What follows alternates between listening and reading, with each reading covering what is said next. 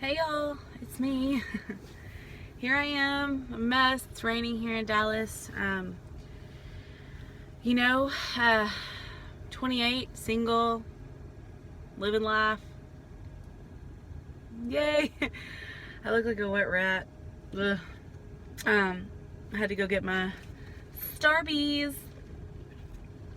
And then my friend Rachel, I have a lot of close friends. I have about a group of probably like 7 or 8 girlfriends that which is so uncommon.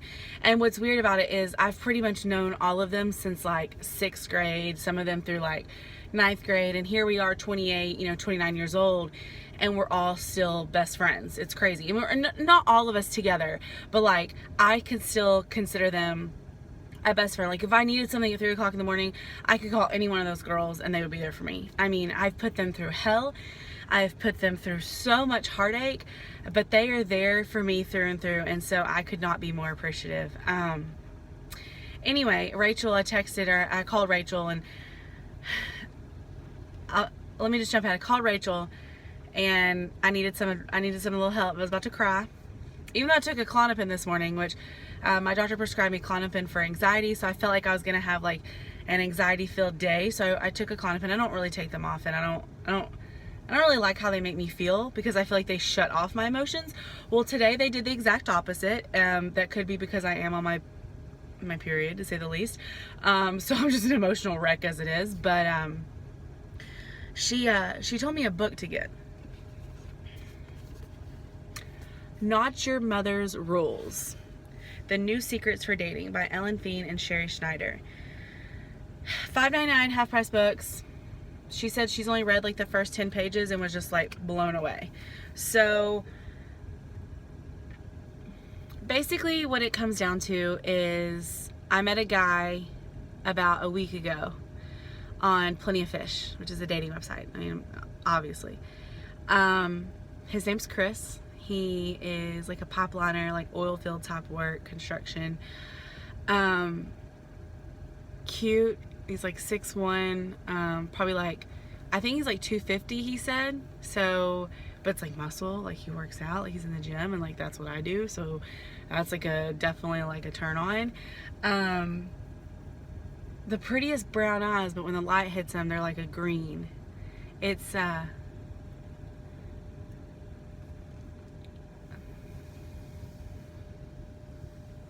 really like him. I don't think you really study someone's eyes unless you really like them, you know? He's 32, I'm 28. I've never dated someone a little bit older than me, so this is new.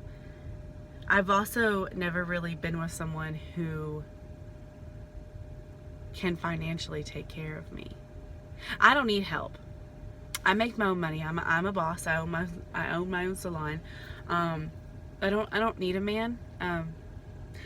Never thought I would want another man. You know, I thought Michael was my end-all, say-all. But I've run through them. Every single one of them fallen in love with me. I've been engaged 4 times. So clearly I'm doing something right. I just get scared. And I run. But I met Chris. I met Chris about a week ago. And he came up he lives about an hour and a half away from here, from Dallas. And he came up and spent the entire weekend with me. So I rearranged my schedule at work, which I never do, for anybody, for any man, especially. But we had the most amazing weekend. It's such an amazing weekend. And I really like him. And it's okay that he lives at a distance, just because I'm the type of girl that I like my space. But when you really like someone, you start to fall for them, and then eventually liking turns into more and more feelings, and love comes into play. You want them around all the time. And what scares me about this, so-called new relationship, I don't know. I mean, he says he wants that, so I don't really know where we are. I don't know how to date. I don't know how to date, so I don't really understand this, but he works a lot. And I work a lot, but he works like in the oil field, like in the, he's a pipeliner. So when he gets a new job, he could go to Houston for 3 months. He could go to West Texas for 3 months. He could go work up in Louisiana.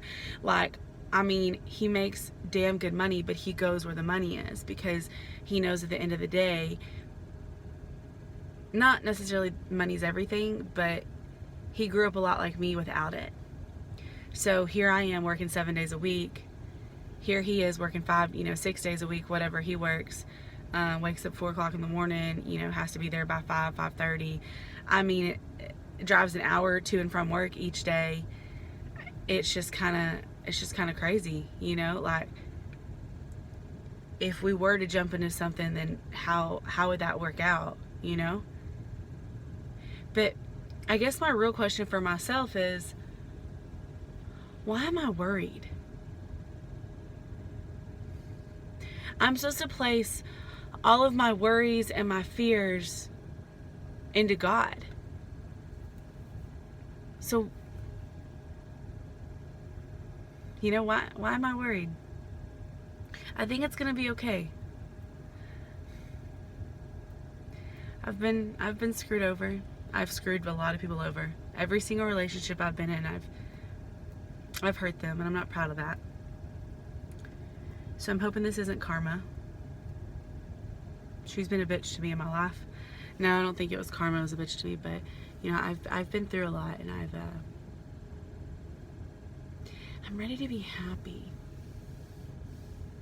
And not that I wasn't happy in my previous relationships, but it definitely takes two to tango. And when you've got a stubborn soul like I am, I give up.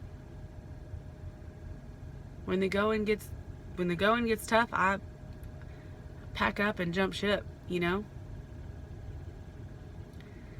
Fight or flight, I fly. Get me out of there. But you know what I'm taking more from this amazing weekend that I had with this gentleman?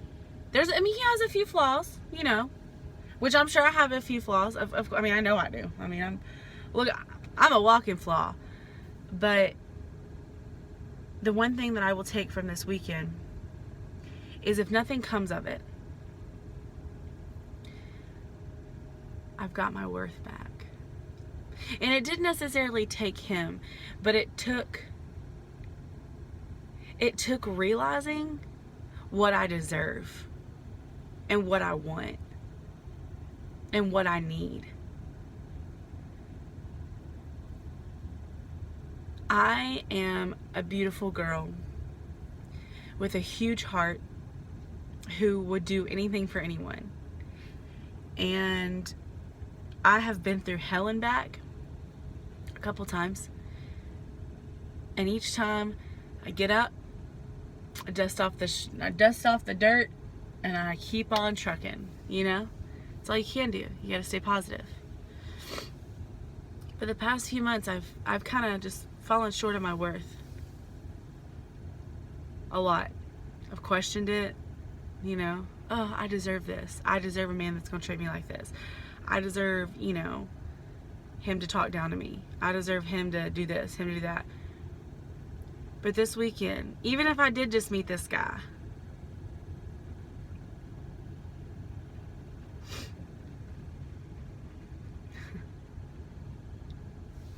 he's kind of set the pace for me and the rest of mankind. Chivalry is not dead, ladies and gentlemen. There are good ones out there. They might have a backstory. We all do. They might have had a past that, necessarily they can't run from. And that's okay. It's how you connect with them. It's how you can relate with them. And it's how you want to better each other. And you want to be there for one another. So, anyways, that's the end of my rant. Thanks for watching. I'll keep y'all updated. Bye.